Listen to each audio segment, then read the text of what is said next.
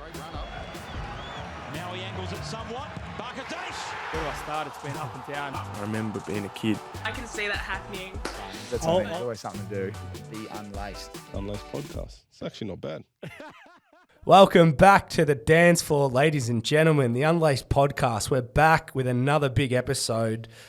Before we jump into this one, just want to give a big remark to the last episode with Fahid Ben Kalfala and Rashid Mahazi. Everyone seemed to really enjoy their debates and hatred for each other, despite being best mates. It's like sitting in a cafe with them. They just never agree on anything, and then somehow they just get up and shake hands and move on with their life, which is kind of strange. But we had a great chat on Australian football and breaking down the A-League and why we think it can do better in certain areas. So go back and listen to that one if that is of interest. And again, just thank you to all the listeners and subscribers out there. We appreciate your ongoing support. I know a few people are aware of this episode and definitely excited to hear from the great man, Jackie Chris from the Collingwood Football Club. He's been kind enough to join us after doing his kinder drop-off. So, Jackie, appreciate you coming in, mate. No, thanks for having me. It's great to be here. Very excited. I think you've been a bit of a requested guest. Anyone Collingwood, we've had so many Collingwood players on this show. It's ridiculous. Yeah, really? Yeah, you guys are just sought after for some reason. That's good, isn't it? I mean, we're all nice. Maybe that's what it is. Yeah, more importantly. Yeah, more importantly. Now, we did have a bit of a riff before this. We're not happy with the seats in here. We don't know whether we sit back or hunch over. Yeah, they're a bit of a weird height and they squeak a lot. It's distracting. It's distracting, yeah. It's been an ongoing thing for me for weeks, and you just come in and just pinpointed it on day one, being like, look, it's pretty nice, this studio, but the seats are shit. But, mate, how's life? What's been happening with you? Life is going really well at the moment. Obviously, still early stages of the new footy season, and Lila's in 4-year-old kinder now, so that's a couple of days a week, and Sloane's getting older, so life's pretty full on, but really enjoyable at the same time at the moment. That's good, mate. How's the body? You're looking pretty fit out there, I must admit. Yeah, body's still going really well. Still going. Still going really well. Yeah, after 6 or 7 years of still been going really well. But no, going, feeling great, feeling fit. Had a different kind of pre-season this year with the new coaching staff. But yeah, I think everyone's reaping their rewards of it so far. Obviously, we've had a couple of casualties along the way, which is unfortunate. But fingers crossed for speedy recoveries for those blokes. Bloody oath. Now, what would you say, just mentioning that, what's been different about this pre-season? Obviously, everyone's well aware of the coaching changes, but what actually has changed outside of that, I guess? Well, I think with how many changes there actually were, we've got coaches gone, we've got admin staff, we've got a whole bunch of young players that have come through as well. We've got a new head of sports science, strength and conditioning, Jared Wade, who came from the rugby. Okay. And just brought, I think everyone was scared of him at the start. I got feedback from Caleb from the first couple of weeks because he was part of the young fellas. The first 4 year players. Yeah, first to 4 years, and apparently he wouldn't crack any jokes and wouldn't smile at the boys. Oh, shit. So everyone was getting worried, and over pre-season, I think every session we trained him was at least 30 to 35 degrees, so it was so hot. But, he'd punish us for a while, so we'd put in the hard work, but on the end of it, you saw a big smile on his face. He said his job was done. So he's happy. Yeah. Right. But you know what? It's worked, I think.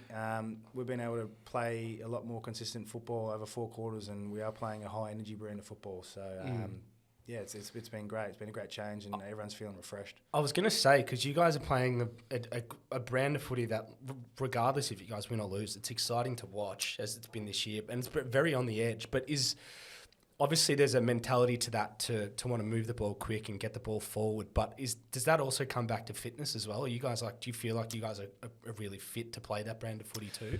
Yeah, 100%. We've got the confidence in that. I think the coaches went through some stats about how much kilometres we've done over the pre-season last year compared to this year. And this year was actually a lot more. It may have been, I'm not sure how it was like put into training stuff. We did some conditioning blocks that were pretty solid, but obviously we get a lot more conditioning as well over the training drills. Yeah.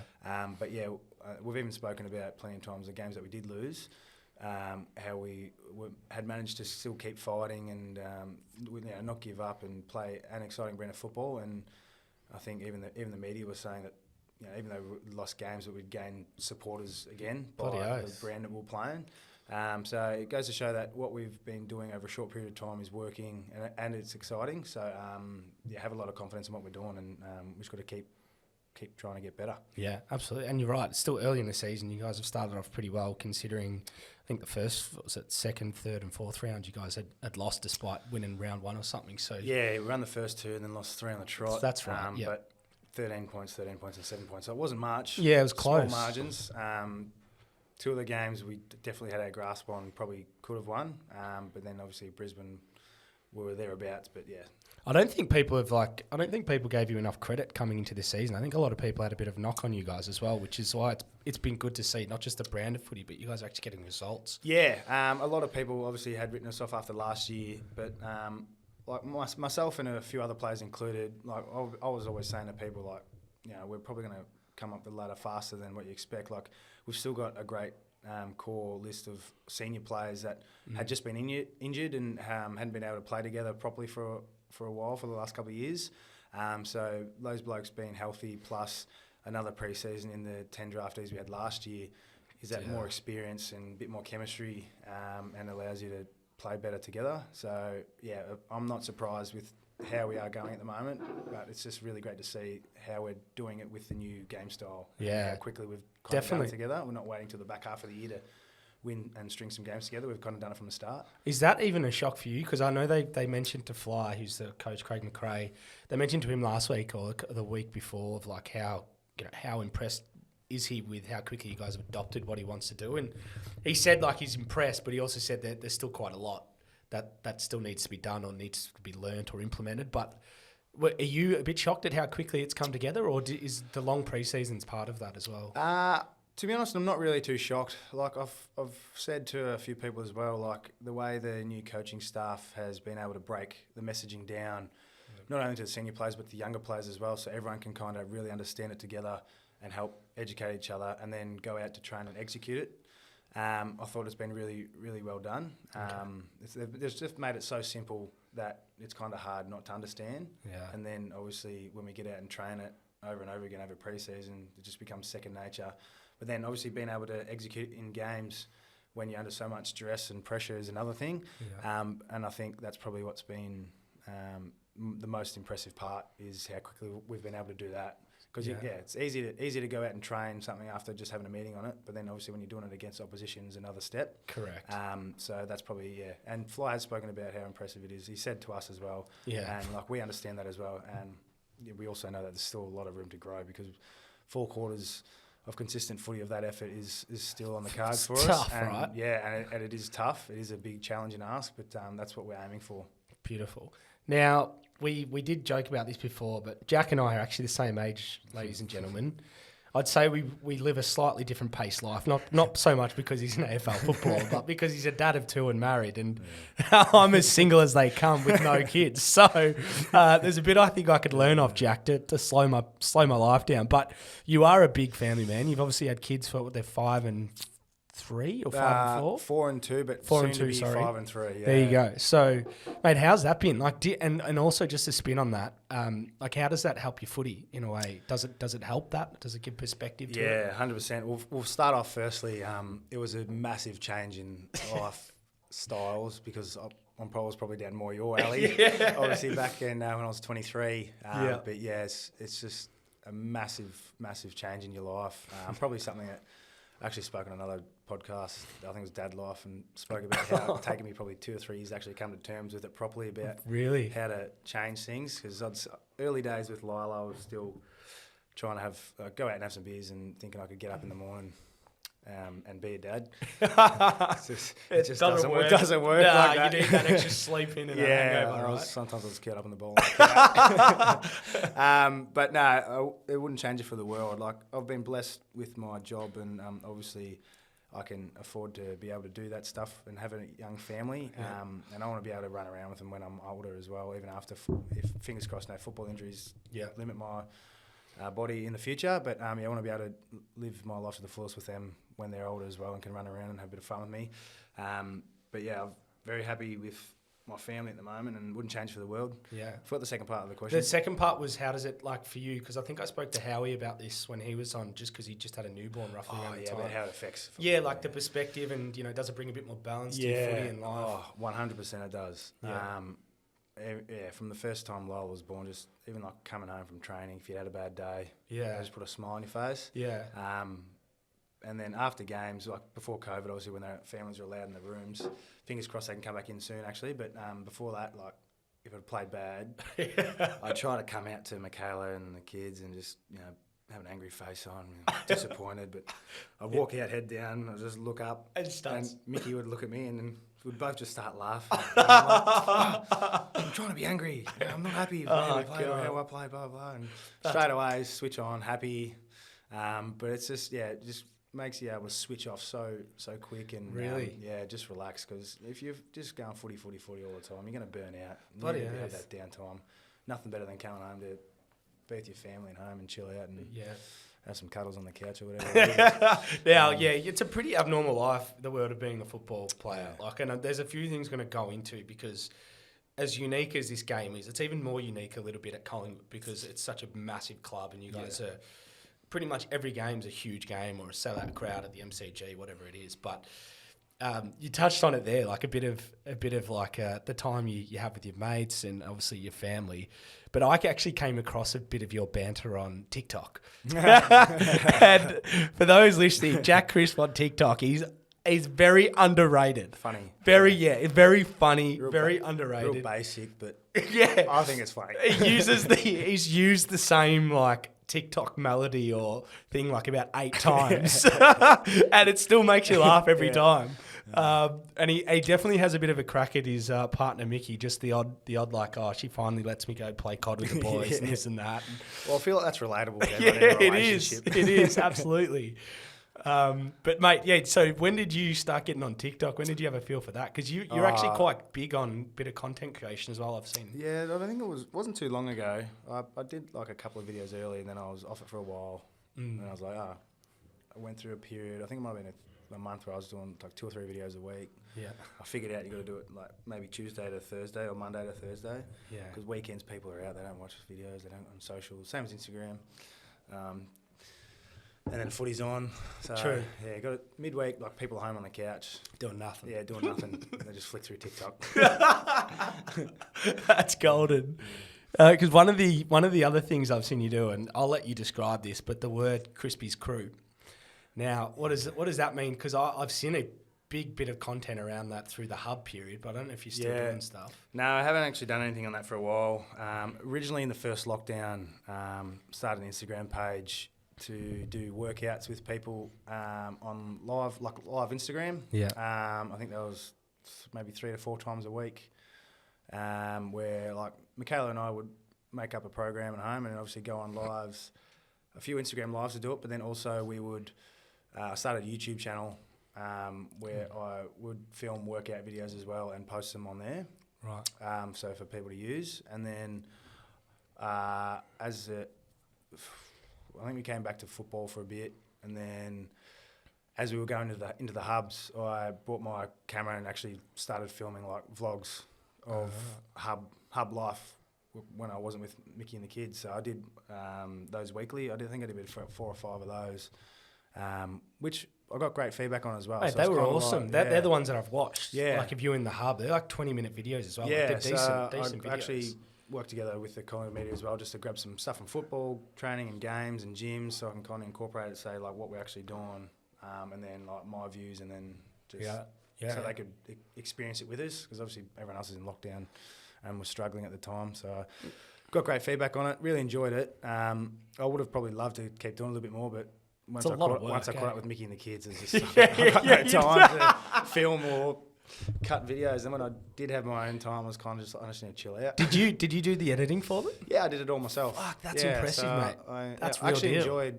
tinkering around with like I think it was Final Cut Pro and fuck, that must piss you off, because I just try and get his help with everything, but he's self-taught. I didn't mind doing it. Yeah, that's good. Well, I guess when you're in the hub too, you're probably a little bit bored. But do you know what? One of the when we put out, and for the listeners, we did put out a bit of a poll yesterday before Jack came in of like, what do you want us to ask Jack Crisp? And one of the fans was like, why has he stopped doing Crispy's Crew?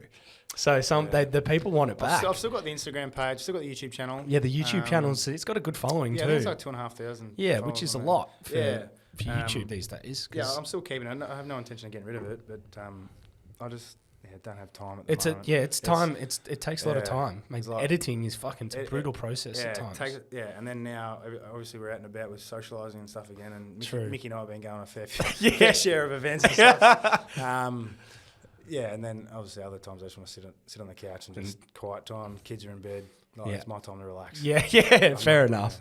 Can't keep going. Fair enough. Now, I do want to go back to footy and talk about this, and particularly in the early days. And I'm a big fan of you as a footy player. To be honest, I've got to stop saying this to most AFL players that come in because now it's getting old. But I actually am. And because Jackie Crispy's good for 25 plus every week, so there's a bit of. I've had some strong messages. Yeah, it's as safe as bet as they. I bet because you're so used to getting them. But anyway, no, I actually didn't realise until doing this research because I knew of your history with Brisbane and coming to the Pies, but I didn't realise you went in the rookie draft. Yeah. In 2012. Yeah, so I think a couple of teams, actually when we had draft camp, I got interviewed by like 12 teams there down in Melbourne. I think a couple of teams maybe had me even in top 30. But yeah, like I was pretty flat when I didn't get picked up in the national draft. Like I was watching it at my uncle's house with my family. Dad couldn't watch it, he was in the car. Didn't happen. So got a few mates over and got pissed at home. Just to soften the blow. Well, yeah, and then because I thought I was getting drafted, so I didn't book schoolies. So that night, Mum and Dad booked schoolies for me. 2 days later, I went up to schoolies with my mates. So when's the rookie draft take Well, place? back then it was in December. So it was like 3 weeks after the national draft. Right. So missed out on the national draft, went up to schoolies with my friends, and then while I was up there, so on the 7th day, everyone was leaving anyway, so we came home and I went straight down came to Melbourne. Dad picked me up, and then I was training with St Kilda for the week. Right. So I was still running every day up in Gold Coast just to try and keep some kind of fitness. Which was great. Yeah. But yeah, came down, trained with St Kilda for a week. Trying to get a spot there. There was 4 other blokes trying to get a spot there as well, but they didn't pick any of us up either. Fucking idiot Saints. Yeah. Saints fan too. Jesus Christ, and killed up. Yeah, anyway, I missed out. Yeah. But yeah, and then I think it was 4 or 5 days after that when I was just at home. I was just mum and I at home. Rookie draft was on. She was watching on an iPad. I was just playing Call of Duty. Yeah, it's not much has changed. You got picked up. Did you know you were going to Brisbane? No.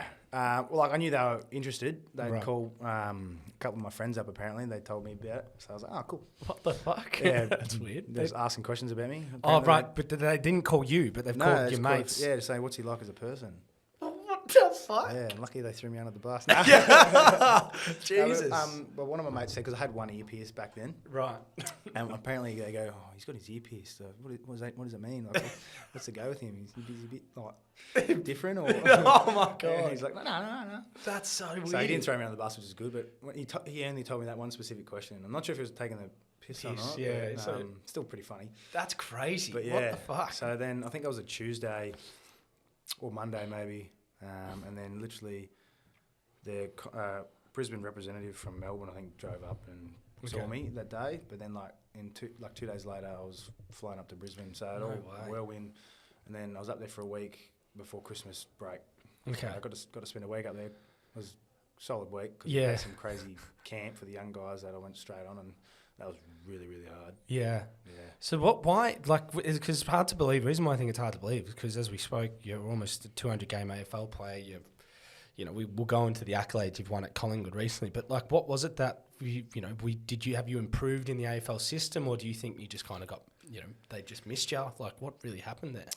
In terms of me getting... Yeah, just not getting picked in the draft and then obviously having to do it the hard way. I know, it happens to a lot of players, I guess. Obviously, they can only pick a certain number, and true.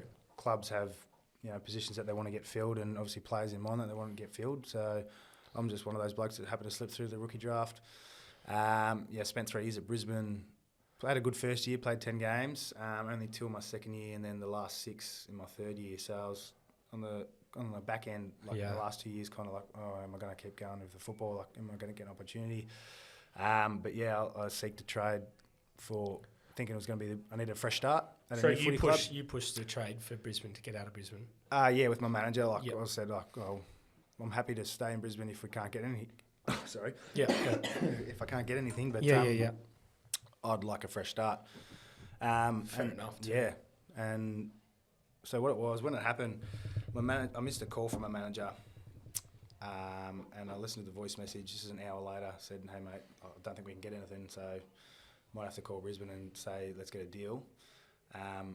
So an hour later, I called him back, and then in that hour he goes, "Yeah, we've got a trade going on." So it's so funny. If I'd probably answered that call in 1 hour, I probably could have stayed at Brisbane, but in that hour where I didn't call back, something happened, and then the trade was organised for Collingwood. Oh my God. So, yeah. Talk about splitting edge moment. I know. Dude. It was like pretty unreal, and how quick things can happen. And that was the day after my 21st party, I think it was. Right. Because, Because something came up at my 21st birthday night. I was having a party, and one of my mates came up and said, "There's a picture of me saying it could be the piece of the puzzle for the Dane Beams trade getting to Brisbane." And I hadn't heard anything at the time, so I was just kind of like, "Oh, well, geez, that's interesting." It's on Facebook and on maybe the news and stuff. And then the next day is like when we had the calls. Yeah. But that was just an article that could have been a piece of the puzzle that obviously the media had got a hold of. Right. So it was all pretty full on, and then had the Sunday off, and then Monday I was down in Melbourne doing my medical. And then I think, Buck spoke to me like Monday night at dinner. Fucking hell. Yeah. Geez, that happens quick, doesn't it? Yeah. And I hadn't spoken to Buck since he cut me from 16s. No way. Vic Country. And the first thing he said to me was, "Hey, long time no see," or something. And I said, "Yeah, we haven't spoken since you cut me from the 16s." That was the first things we said to each other. What did he say? How did he take that? He just laughed. He Yeah. laughed, yeah. I think he was in Bali or something on a holiday.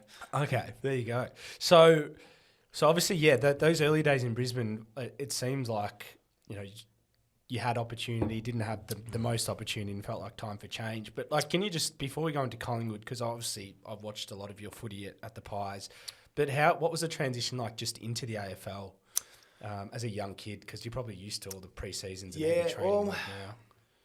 I suppose it's obviously the highest level, so you can never really get used to it. I think obviously the hardest thing is moving from a small country town into a city. Yeah.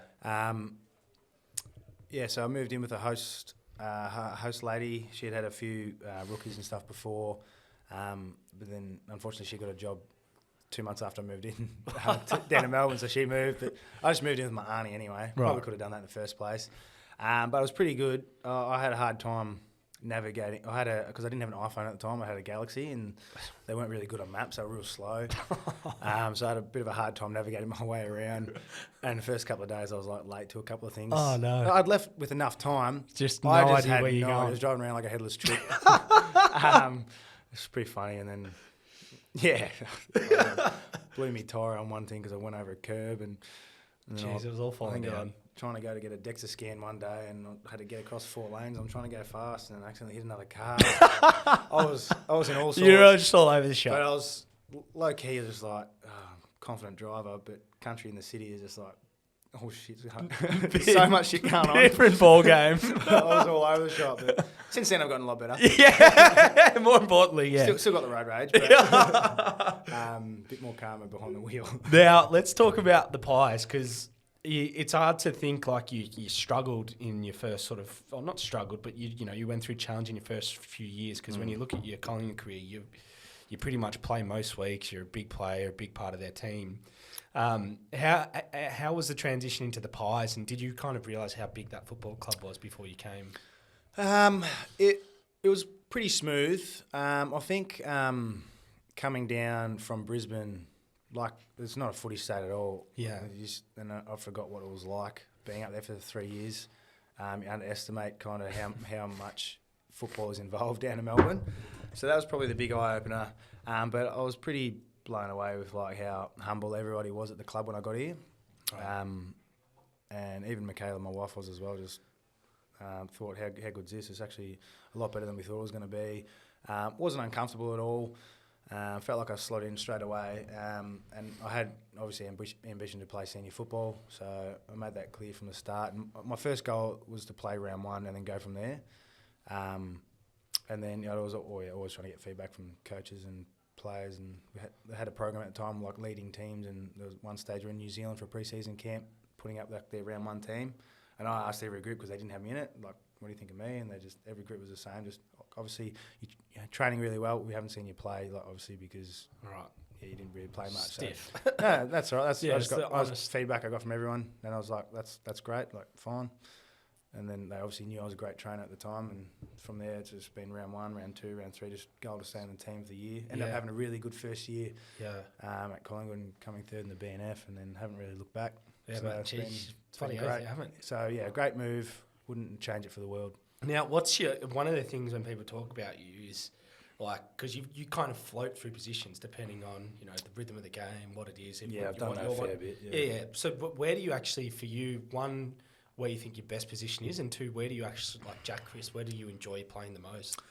Well, the last few years, if they've shown anything, I think my roles are midfield and high back. Yeah. How I came to high back was, I started mid at Collingwood, mid and wing. Yeah. I played a bit of a run with role my first year, but also played wing, and then with a little bit of half forward as well. So and I do the third up ruckman. Mate, you're doing so much. I know. I used to get some hit outs, which is great. Because you're quite tall as well. For like when you talk about being like a half-back, high back player, you're pretty tall. Well, yeah, when I play with like John Noble and Quainer. Yeah, exactly. You were exactly right. Yeah. But yeah, I think there was one game mid-year 2017. I think we had 2 injuries in the back line, so they put me to half back, and I think at the time I was trying to chase Pioplo and Bruce and that. I'm thinking, these blokes are far too quick for me. I've never played like back. I used to get scared. But you're not very slow. You're pretty quick yourself. So. Yeah, but it's just like, it's a different ball game because like playing up forward and mid, every time I get in the back line, getting the ball, I'm like, I don't want to be the one that causes a turnover. Yeah, of course, right. And then, I actually played all right there. And then I finished the year off there in defence. And then I pretty much trained over there all the pre-season for 18. And that was my role for the next few years. And then if they needed me in the midfield, which they put me in there numerous times anyway, whether it be first, second, third or fourth quarters, if they needed some run and drive and run and carry, whatever, which is my biggest strength, so I was doing that. Okay. And then, with Fly coming in this year, he probably saw the role reversed a little bit, maybe 70-30, like mid-back. Oh, right. Really? Yeah. And then obviously because we wanted to get penalties through the back as well, and we had Bruzzy trained through there, Nick Dacos as well, so we had some rotations and some blokes that could play the same roles. Yeah. To share it around a bit. But I've really enjoyed playing midfield again. It's been a good change-up because obviously I was high back for the last 3 years. But yeah, my biggest strength is my running ability, run and carry, take the game on, drive legs, and that helps break the game open for us, I guess. And Fly loves seeing me use it in the midfield. I was going to say, does his coaching style kind of complement the way you play as well? Because you're pretty, like as you said, fast-paced, always on the move, run and carry type player. Yeah, a little bit. Like, obviously, it's well documented now that we were terrible at forward footy last year. Inside 50s, couldn't connect well, couldn't score. So the major drivers this year is like getting the ball forward, trying to lock the ball in their forward half, and being a great pressure side, which all the numbers are stacking up at the moment, which is great. And then, with the way I play, like attacking style, trying to drive the ball forward, it does work out well. And then I think nearly every team's got a player like me anyway, with the line breakers where they try to run and can break the game open running through the guts or the wing or something. Absolutely. It definitely, it's how you get through defences quicker as well. Like not only with the speed of ball movement, but if you got players like that. But I enjoy my role, and I want to keep backing myself in, and that's how I keep playing. Now, you mentioned there's a few players that are like you, but not everyone wins the best and fairest at arguably one of the biggest clubs in the league. So I do want to talk about that, the Copeland Trophy last year, and obviously taking that out. Was it last year? Yeah, it was. Yeah. God, the season's dragged out with COVID and so forth. But talk me through that. Like, did you anticipate winning that? Are those awards important to you, or are they just kind of like, a bit surreal when they actually happen? Yeah. It's obviously still very important. Like, it's the best and fairest at an AFL club. Like, who doesn't think that's important? That's fucking awesome. But at the same time, I'm really humbled and grateful for the opportunity. And like was always a goal of mine as well. So I'd been playing consistent footy over the last 5 or 6 years at the Pies, but the highest I'd ever got was third in the BNF. And was that your first year as well? You mentioned. Yeah, I've come third 3 times, fourth once, I think, and maybe a 6th or 7th. Because I spoke to someone who like, mate, he's so consistent finishing in the Copeland every year. Yeah, so I've been in the top 10 every year. That's crazy. 4 top 5s now as well. Yeah. So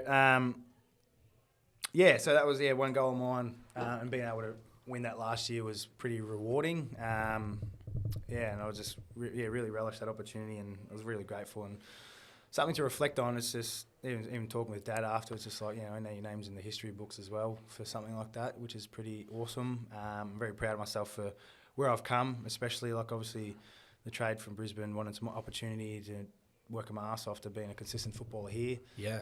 It's a great reward for effort, but I'm still trying to go again, obviously. But absolutely. Want it this time. Yeah, we want some team success as well. It's not just about me as the individual. Yeah. Yes, I'm happy to receive that as well, but I'd much rather win a premiership. So hopefully we can string some great footy together, and if that happens again this year, I'm consistent again.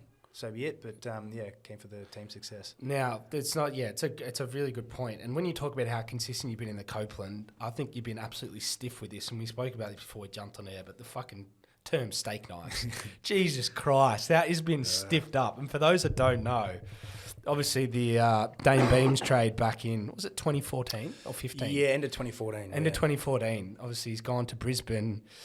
Collingwood picked up pick 5, which was obviously Geordie De Goey, I think pick 25, and then Jack Crisp. And the term was that, Jack Crisp been thrown in as the steak knives. Well, he's been a top 10 Copeland Trophy contender every year and won it last year, and obviously a top 3 a couple of times as well. So I think it's a bit stiff, that term. You don't like it. I can understand why. I hate it. And I've heard it so much over the last 7 or 8 years. Not so much the last couple of years, which is great. Put it to rest a bit. But that first year, it's pretty much all I heard is everywhere is just best trade, best steak knives, blah, blah, blah. It's just... It's such a Anyway, rubbish saying. I've seen a lot of steak knives in my time. I bet, the Christmas, what are they, Kris Kringle gifts, I bet. That'd be a target for you. Anywho, I'll have to make some special ones, limited edition. Now, this is a bit of a sore spot for Collingwood and Collingwood fans, but the 2018 grand final obviously was a bit of a heartbreaking one because it felt like the Pies were going to get up, and don't know how Dom Sheed still kicked that goal to this day. But can you just talk me through that? Bullshit. Yeah, it was, wasn't it? I still don't think he could do it again. He's done it a few times, but against you guys. But I just don't think he could do it again. But can you just talk me through that day? One, how special it is to be in a grand final, and two, obviously the heartbreak that was. Yeah, not even just the day. I think the whole week was pretty awesome. And actually, the first couple of weeks of finals was awesome as well, because I'd never been part of finals before. And then just obviously the turnout for the crowds at training were pretty awesome, especially obviously leading in the grand final week. But the whole week wasn't too different until the day before grand final parade. That was pretty unreal. Got to have Lila. I was sitting with Trav Varco, and we both had our kids on the back of the car, which was awesome. So I got a photo of that at home with Lila and myself, and then Travi and his kids, which is awesome. Jeez, how old would Lila have been then? Practically a baby. Almost. What's 2018? Oh, yeah, one. Yeah, so 12 months. Yeah. Jeez. Yeah, one. Yeah. Jeez, time flies. Fuck. Yeah, I know. A long time ago now. But yeah, so that was pretty unreal. Something special. And then obviously seeing all the crowd along the sides. The drive seemed like we went for a while, probably because we were going like 10Ks an hour. But yeah, that was awesome. The night before was pretty good. It was just doing my thing, having passed at home with mum and dad there and all that jazz. But the morning I was pretty crazy. I think it's just the excitement. Yeah. Unreal. Like, had to leave like an extra hour earlier to get to the game, like 3 hours or something because of traffic and stuff. And then had the car there and had obviously my family, Michaela's family. And then the whole thing just warming up, taking the team photo on the ground. I don't know, it just seems kind of like a blur now, but it's just one of those things. And it was a beautiful day, so it just happened so fast. It was a belter of a day too, wasn't it? Yeah. Everything was great until the final sign. Oh, shit. And then it's just... I feel like it's... come the waterworks. Yeah, I know. But, I mean, it was a great game. It was a tough one to swallow for Collingwood fans, but does that sort of day, obviously getting a taste of it, Like, is that just kind of left you guys as a club, as a footy club, really wanting to get back there sooner? Yeah, well, 100%. Like we had, I think 2019, we had a pretty reasonable year as well. Yeah. But stuffed it up at the end there. But yeah, there's a lot of players on our list still that were there, and a few blokes that are on our list that obviously were injured and weren't part of it, and still have that obviously key driver. Look, everyone wants to win a premiership, obviously. So we've had a few blokes with that experience, and we're using our knowledge as well to like kind of help educate all our young kids and to become the footy club we want to be, with the new coaches as well. So I think we're on the right path at the moment. And that's why probably everyone's very excited as well. Yeah. Not only for the good work that we're doing, but where the club is at culturally and the environment that we are creating is awesome. So that still plays on my mind sometimes. I haven't actually watched a game back or anything, grand final. I don't think I probably ever will. But it's still one of the highlights of my career, and would definitely love to do it again. Maybe 3 or 4 or 5 times would be great. Yeah, well. But we'll start with one. The way you guys are going, and look, to lift up the beat, one of the super sort of like just abnormal days in the AFL world that Collingwood's privileged to be a part of is Anzac Day, and we've just had Anzac Day. Yeah. And I know this is going to be a clip for the listeners, but can you just take us through like how special it is to play on Anzac Day and like just actually what it's like out there on the field? Because I can't relate to it, but it just seems like this superhuman kind of experience. Yeah, it's unreal. It's like obviously something you have to experience at least once, but not only as a player, like obviously you're lucky enough to be playing in it, but even if you're in the crowd, it's one of those things you have to go at least once. Yeah. For all the good reasons for the Anzacs, it's so special and to be a part of, and Collingwood and Essendon always like get people in throughout the week to talk about it and just hear stories and just relish opportunity, and just it's an opportunity to learn more about the past and with football clubs and obviously with the soldiers of the country, which is awesome. But then on another level, for just specific to football, when you're out there arm in arm, listening to the last post and stuff, and the minute silence is very surreal. It just kind of gives you goosebumps.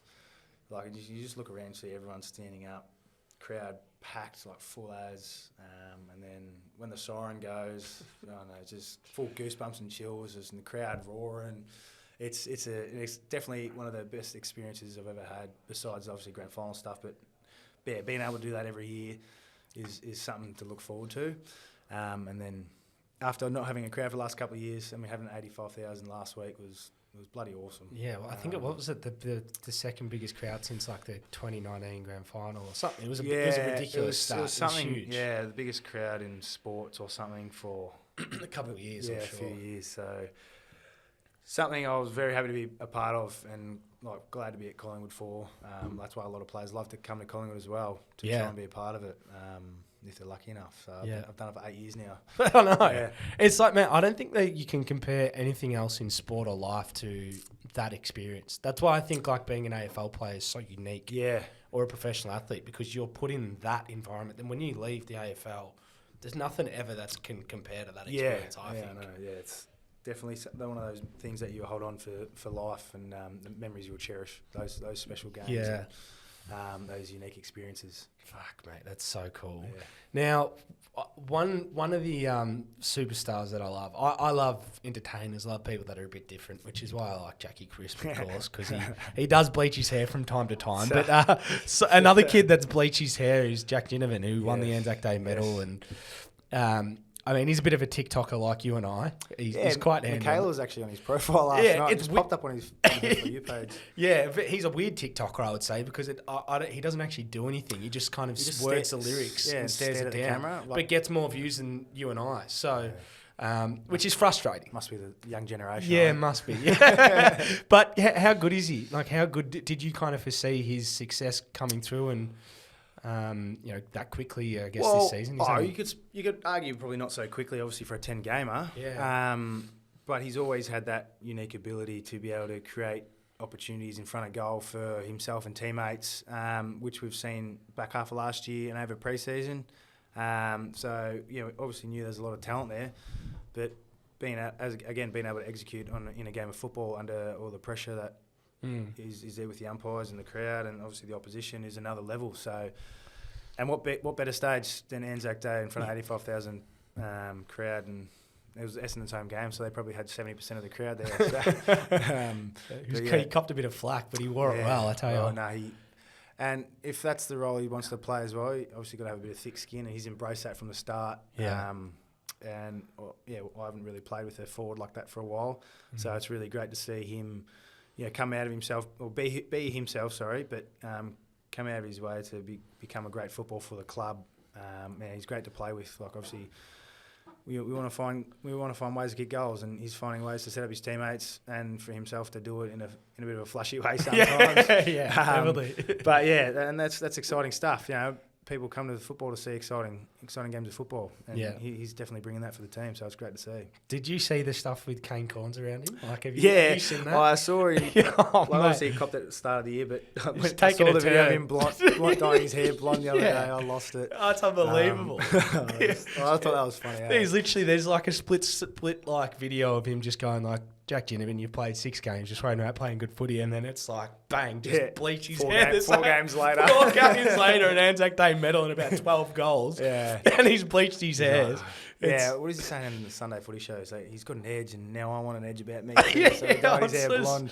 Which one is it, mate? I lost. I thought it was funny. What did you make of the... Because obviously, like, for me, the younger generation, I think even for you, Jack, even though you're pretty experienced, like, the stuff that... I think it was end of round 1 where he was on the phone and the they're just like going around saying like, well done boys, light work, all that sort of stuff. Like, it's fun.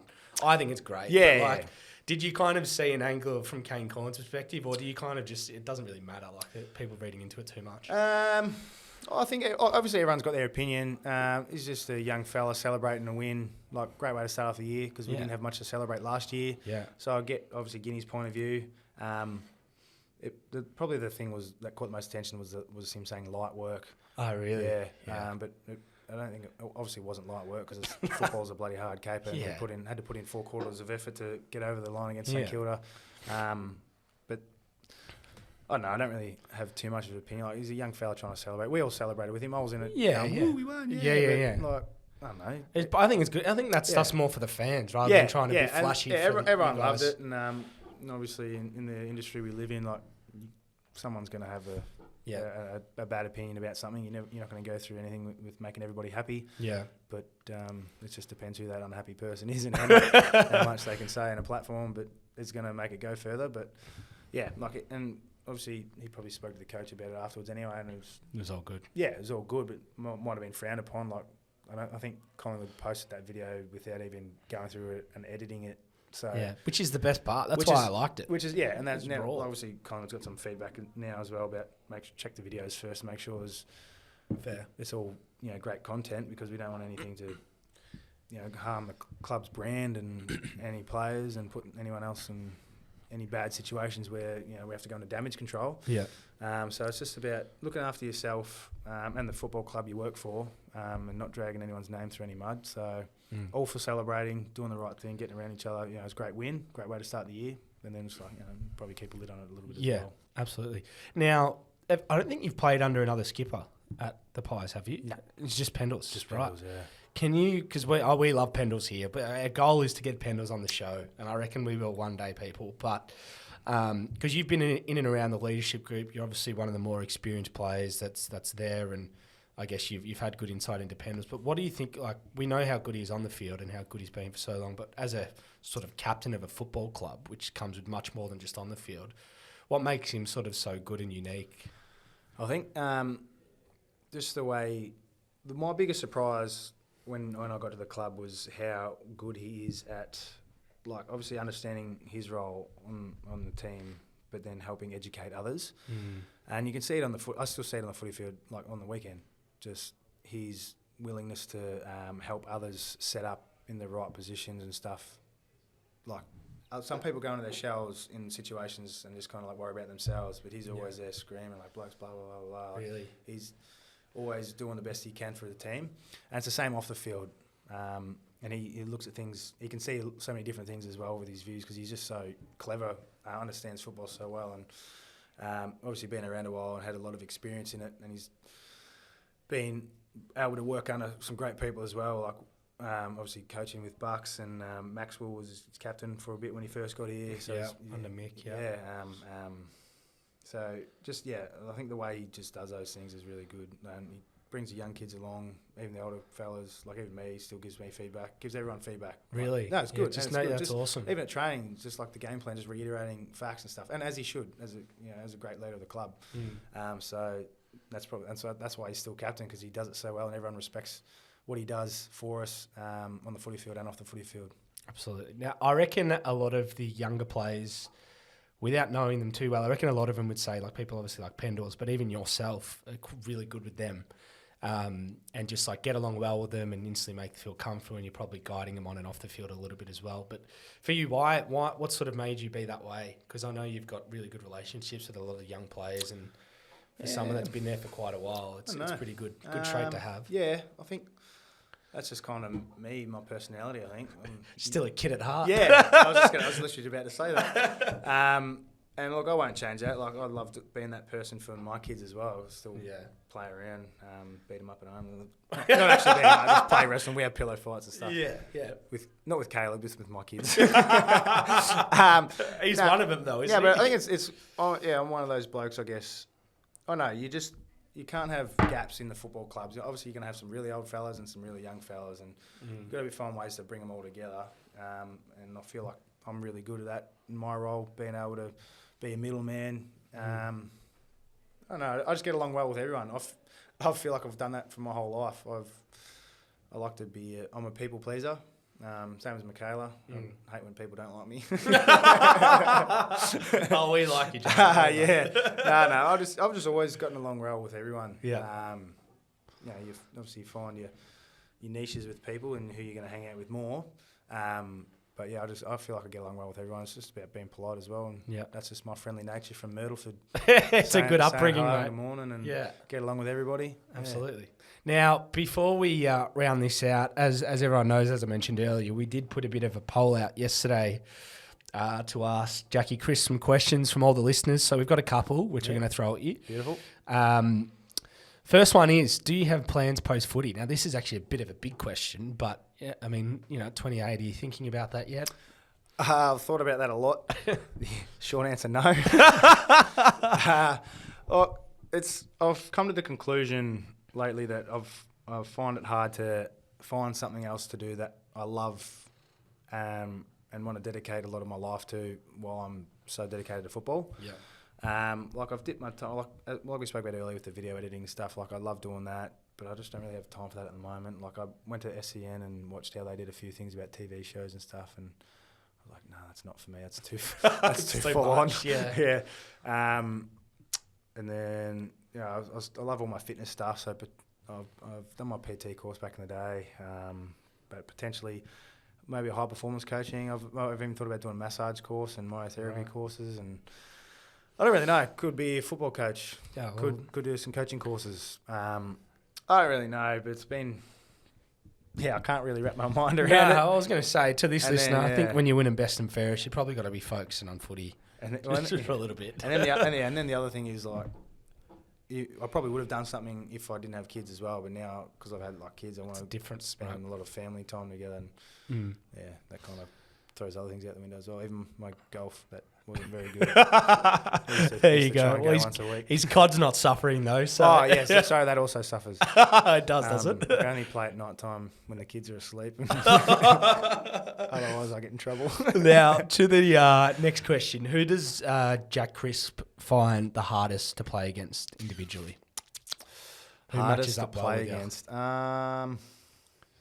Gosh, I've been lucky enough to play on so many great players in my time anyway, and everybody has their own special strengths.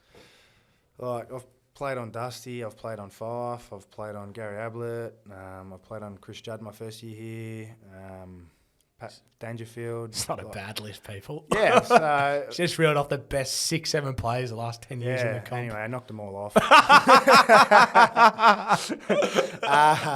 But yeah, no, everyone's unique in their own way. Like some blokes are really strong around the stoppages. Some blokes are hard runners. You know, some blokes are burst players. Like everyone's got their own strengths, and I feel like I'm an all-rounder, so I can kind of match it on little bits. Yeah.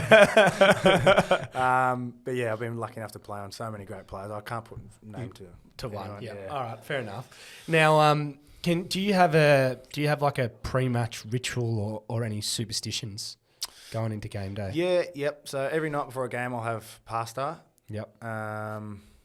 On away trips, I actually bring my gaming laptop so I can play COD the night before.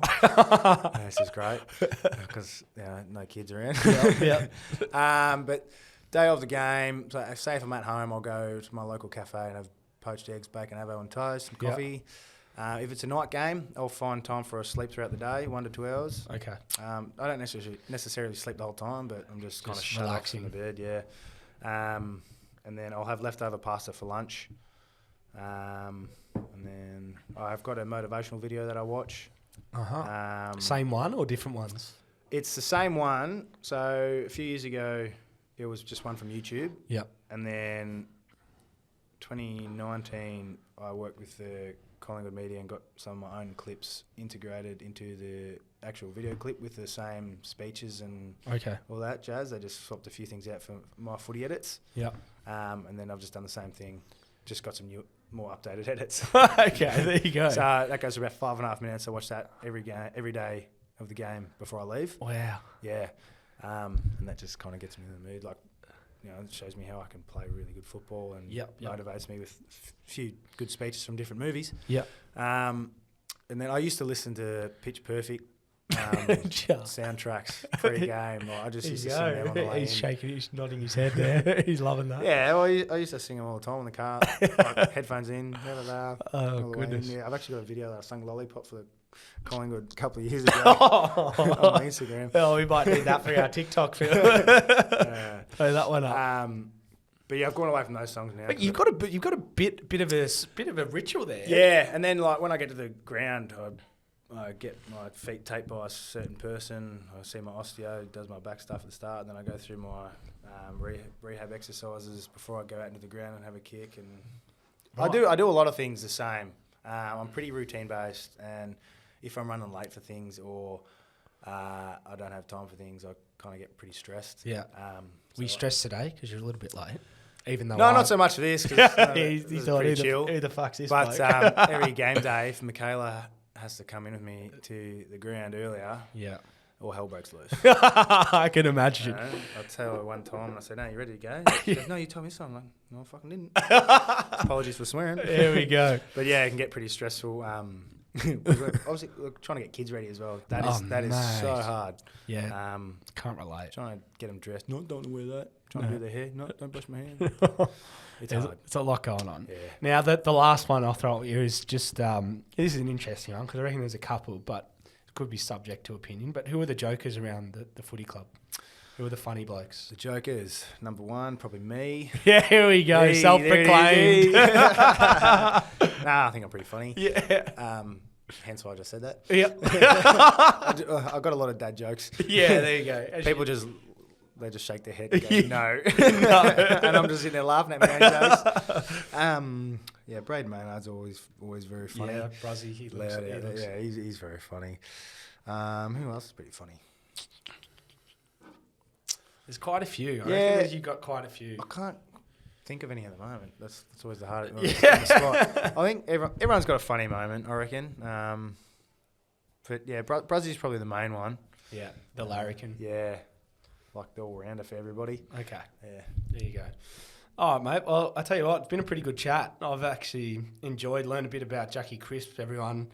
He's not too far off 200 games. I'd love to see him hit it this year if they I think we've got to play 3 finals or 4 finals or something. I worked it out at the start of the year. You're on track. Obviously, if you keep playing the way you are, you're going to have a pretty great season. And the club's going well. So for those that tuned in, we appreciate it. Obviously, Jackie Chris having a big year. And, mate, thank you so much for coming on the show. No, thank you very much for having me. It was great fun. Yeah, we're going to have to do a TikTok or something at some point together.